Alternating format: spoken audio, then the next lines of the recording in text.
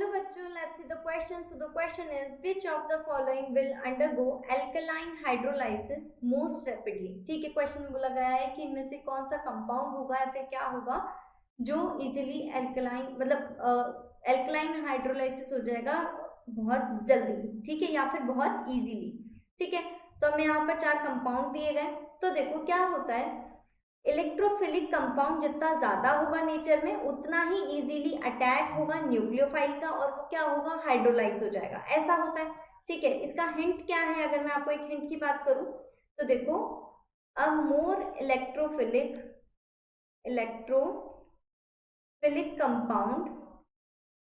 Compound in nature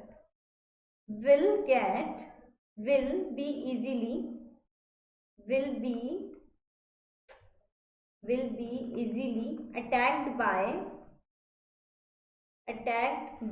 the nucleophilic gets hydrolyzed।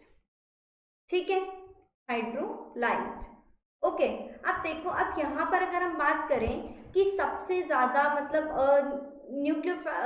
Electrophilic कौन होगा nature में, ठीक है, तो देखो यहाँ पर ऊपर तो सारे सेम लग रहे हैं, COOCH3 लग रहे हैं सब में, ठीक है। नीचे क्या है, इधर लग रहा है CH3 यानी कि मेथिल, इधर कुछ है ही नहीं, इधर है क्लोरीन और इधर है हमारा NO2।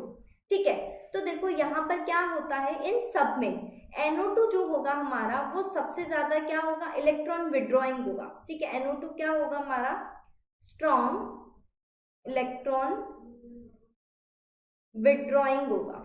ठीक है, सबसे ज्यादा इलेक्ट्रॉन विड्रॉइंग होगा। ठीक है, तो ये क्या करेगा, ये जो है क्या करेगा, इलेक्ट्रॉन डेंसिटी जो होगी फेनिल से, ये जो फेनिल है इससे जो मतलब इलेक्ट्रॉन डेंसिटी जो होगी वो क्या कर लेगा, इजीली खींच लेगा। ठीक है, अब ये इलेक्ट्रॉन डेंसिटी इजीली खींच लेगा और ये क्या बना देगा, इलेक्ट्रॉन डेफिशिएंट रिंग बना देगा और इजीली क्या हो जाएगा, हाइड्रोलाइज हो जाएगा।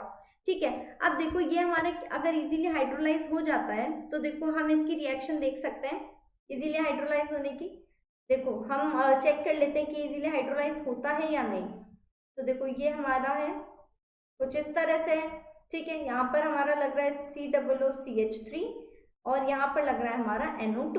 ओके, जब ये हमारा हम जब इसकी रिएक्शन करवाएंगे H2 के साथ में, जब हम इसका हाइड्रोलिसिस करवाएंगे तो देखो हमारे पास जो प्रोडक्ट आता है वो क्या होगा, यहाँ पर ये तो होगा हमारा OH और यहाँ पर लगा हुआ होगा NO2।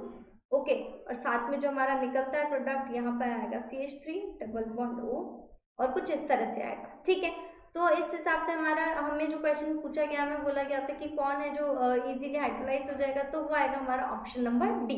ठीक है, ये जो होगा ये हमारा इजीली हाइड्रोलाइज हो जाएगा। Okay, so I hope you understand. Thank you and best of luck.